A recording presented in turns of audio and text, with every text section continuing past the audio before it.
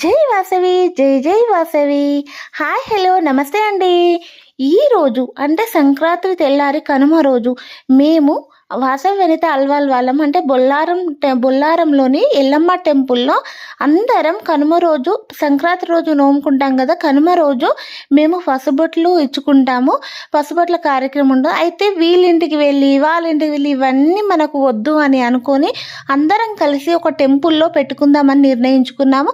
అది బొల్లారంలోని ఎల్లమ్మ టెంపుల్లో అది అందరం కలిసి అక్కడ పసుబొట్లు ఇచ్చుకుందామని చెప్పుకున్నాము.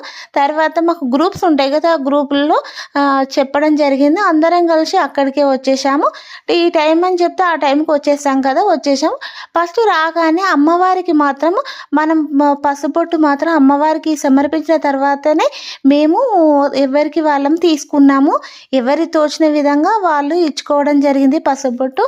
కానీ ఈ కనుమ రోజు సంక్రాంతి తెల్లారి కనుమ రోజు మేమే కాదండి, మా ఆర్యవేశ కుటుంబాలు చాలామంది అంటే దీనికి కులభేదం మాత్రం ఉండదండి. ఎవరికైనా ఇస్తాము.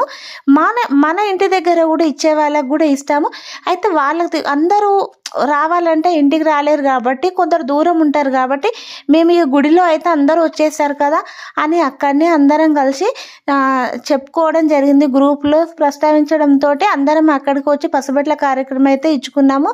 ఈ పసుబొట్ల ముత్తైదువులకు ఫస్ట్ ఈ పసుబొట్టు అంటేనే ఎందుకంటే చాలామందికి ఇష్టం ఉంటుంది. ఈ పసుబొట్టు కార్యక్రమం మేము బొల్లారం ఎల్లమ్మ టెంపుల్లో జరుపుకోవడం